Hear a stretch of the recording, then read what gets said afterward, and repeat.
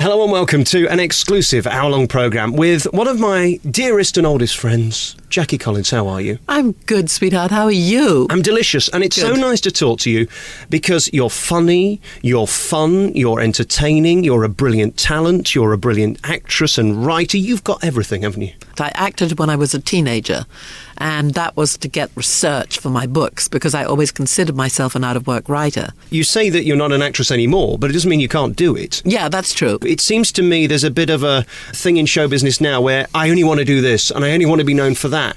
And actually, that doesn't really work. I think you're right, actually, because as I traveled across America in my tour bus this year, which was fantastic, I mean, it was a real trip. It was an enormous bus. It was the former Mariah Carey tour bus, which became my tour bus and is now Avril Lavigne's. So it's got a great history. It had this fantastic, luxury bedroom and 2 bathrooms and internet connections, and it was just amazing. A living room.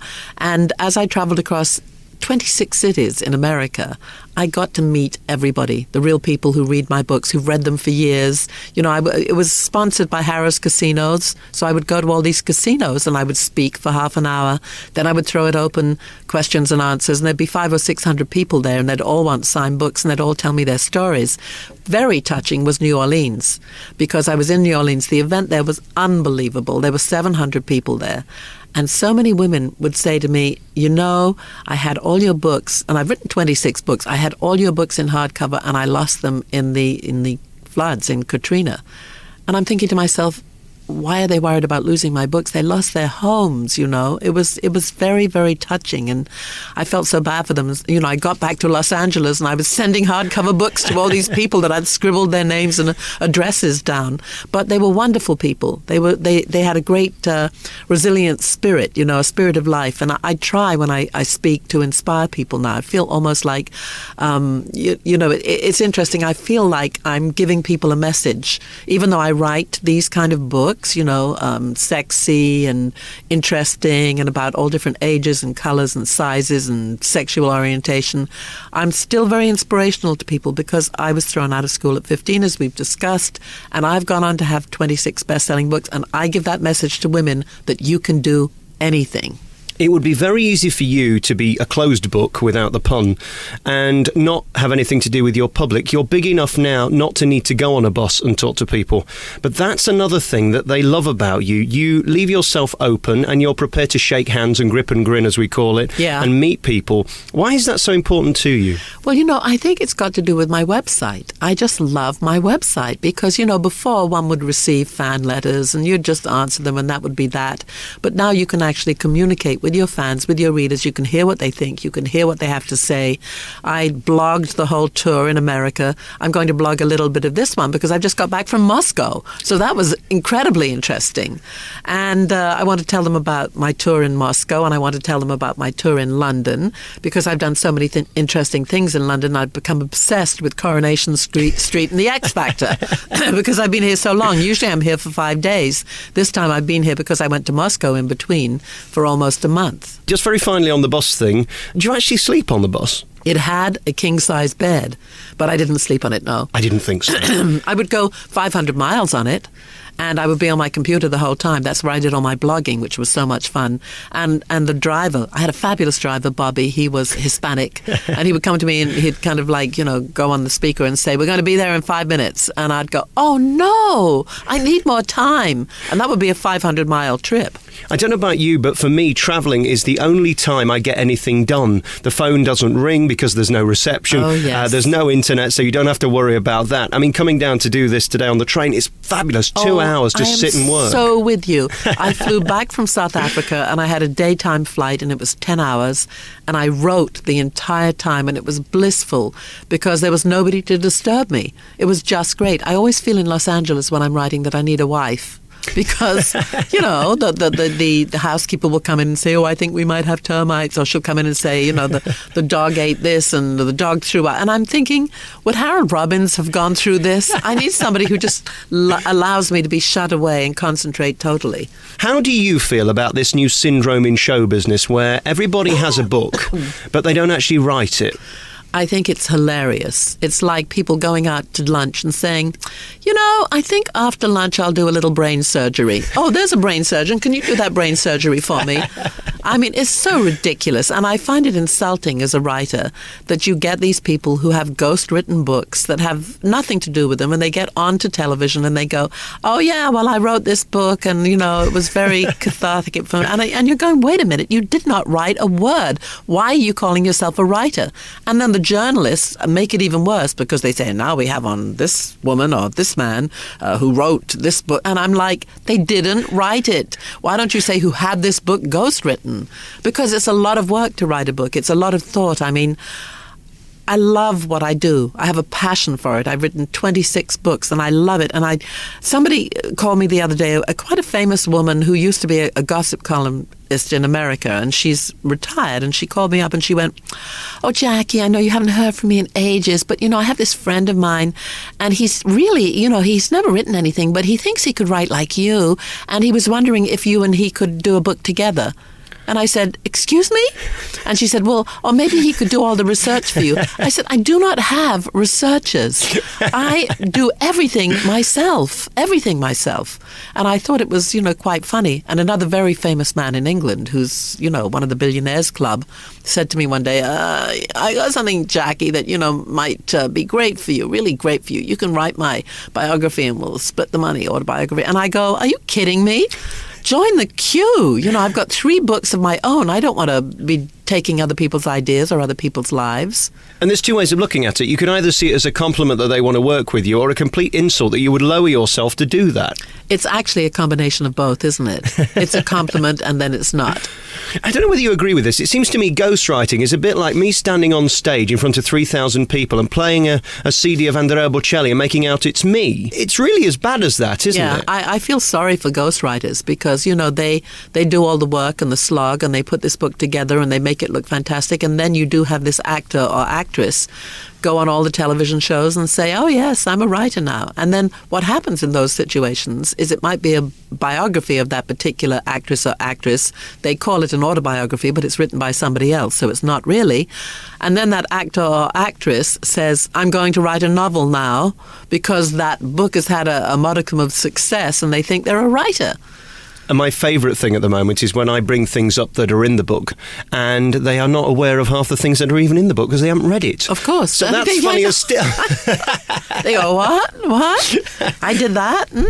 I was going to say, have you read Paul O'Grady's book? I'm getting through it. Oh, fabulous. And he wrote every word himself. And we're not even into his 20th year yet by the end of it, are we? Oh, no, he's 18 at the end of it. Wait till you get to the last line. You're going to freak.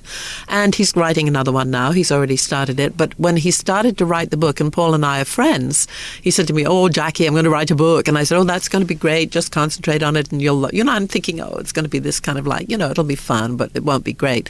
It's great. It's fantastic. I love it. And he's really been there. He's a worker of this business, and he might be a big star now, massive money, but for 30 years he wasn't. He was a club guy going around the world just doing Lily Savage, and the stories that he's collected.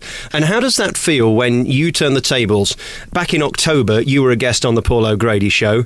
Then in November, you're interviewing him as the host. That's fantastic, isn't it? It was so much fun. I don't get nerves. And, I wandered into the studio about 7 o'clock, did one quick rehearsal, and then we were recording the show at 9 o'clock. It was great. It was so much fun. And I had to tell, Paul to behave himself because when Paris came on, he obviously wanted to get in with the questions. I said, now, Paul, this is my show. It's actually your show, but I'm hosting tonight, so just shut up. And when we look at people like Paris Hilton, she's in the same bracket for me as people like Katie Price. She's a smart one. She's so clever in using what she's got and making money out of it. And you can't knock her for that. No, I think she's quite talented too. She made a CD last year, which did extremely well. And she made it with all the same producers that work with Lindsay, that work with Brittany. And it sounded great. So I played a little trick on my friends. I put it on a mixed CD, which I love making on iTunes. And I would play it to them and I'd go, what do you think of this track? And they'd go, oh, yes, great, I love it. Then I'd say, do you know who it is? And they'd go, no, who is it? And I would say, Paris Hilton. And it would go, oh, no, it's crap, no, don't like this. And it was so obvious. It's like there's such a snobbery with people. It's like my biggest critics are the people who've never read my books. How does it feel for you walking in a studio and everybody knows who you are, from the sound man to the audience to the stars who are on with you? How does that feel? It's very interesting because I was reading a book by the guy, and I can't recall his name right now. You probably know it. The guy who does Celebrity Cook or cooking. He's a very good-looking guy.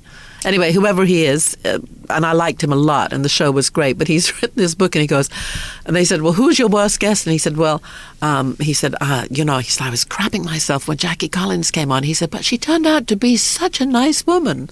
And I thought that's kind of like a double-sworded compliment, because people do have an anticipation. Oh, she writes all these sexy books. Oh, she's going to eat me for dinner. Oh, what's she like? She lives in Hollywood, And really, I don't think I could write the books that I write if I wasn't English. I mean, I lived in Hollywood for over 20 years. I was there since I was 15, on and off. And I'm like an anthropologist crawling through the jungles of Hollywood, observing with my English sense of the ridiculous. And being over there and seeing all that goes on, it's a fascinating life for you. And again, you're as big a star, if not bigger, over there than you are here. It must be great to be you. I mean, you don't have to queue for a table, do you, in a restaurant? No, I can get a table anywhere. That's one of the great advantages. I can call Mr. Chow's at 5 o'clock and say, can I have a table for 6 at 8 o'clock? And they'll say yes. And that's really fabulous. But I'm not like an actor or an actress. I have the book between me and the public. So I am not plagued by the paparazzi. They'll take a few snaps of me, but, if Lindsay's behind me, they'll go completely nuts. And that's great for me because I like to live a normal life. I like to go to the supermarket. I like to wander around. I got in a cab in London the other day, and I said, Selfridges, please. And the guy looked around at me and he went, you're going to walk around Selfridges? And I said, yes. He goes, well, you're going to be stopped everywhere. I said, no, I won't. I said, if you don't attract attention, if you don't, if you march in there with 3 bodyguards and people all around you, and here I am a star, I said, I have a fine time walking around Selfridges and Marks and Spencer's. And yeah, people come up to me and they go, oh, I just read the new book. I love Married Lovers. And I said, but they're very discreet and I'm very discreet and it's nice. And, you just get on with it. And it always saddens me when I see these stars. I don't like the public. I don't like talking to the public. They are the people that pay your bills. They are the people that make you successful. Well, it's like that Ringo has made an announcement on his website that he is throwing away all fan mail and nobody can get his signature on anything. And so don't bother to write to him because he's throwing it away. I mean, how can you do that? I love my fans. I love my readers. I mean, they're just great, And as you say, if I didn't have these fans and these readers, nobody would buy my books. Why make that announcement? It just looks so awful, doesn't it? Well, he's so rich. Why doesn't he just have somebody to deal with it? I mean, it is an awful announcement. It's like, who does he think he is? And that's the problem, isn't it? It's when you lose perspective of the fact that we all have to go to the toilet at the end of the day. We all have to go to sleep. We all have to wake up. And that we all have in common. The fact that you might be able to get a table in a restaurant, actually, the average person doesn't care about, do they? Yeah, exactly. What does it matter? Well, unfortunately, though, what does matter is for people like Brittany and like Paris is the paparazzi, because that is a real danger in Los Angeles especially. They are putting people's lives in danger and nobody cares because how many celebrities are there? So they're going to say, oh, well, they've asked for it. But they haven't asked for this kind of terrible attention of people chasing them in their cars, of people going through red lights, of shoving pedestrians and children out the way. They don't care who they trample if they want to get a picture because they get a lot of money for those pictures. So that is kind of a dangerous side of it. And I do think there's going to be another tragedy like the Princess Diana one because I see it. If you're in the Ivy and there's a really famous, and they don't have to be really famous like a Mel Gibson. It's more like the girl who's on a reality show like The Hills. Those are the ones they want the pictures of. And you know that something bad is going to happen one day because these guys go nuts. And they're not even American. I mean, they've all got foreign accents. I don't know where they come from or how they get licenses to carry a camera and shove it in your face. But it is dangerous. It's the whole traffic thing is really dangerous. Do you think, though, if they moved to Doncaster or Swindon, that the press would follow them? Could they get away from this if they moved out of showbiz capital La La Land? I think if Madonna moved to Doncaster or Swindon, so would a batch of paparazzi that camp out outside her home, It depends who the celebrity is. And there's about, I don't know, I would say there's about maybe a dozen celebrities who would merit that.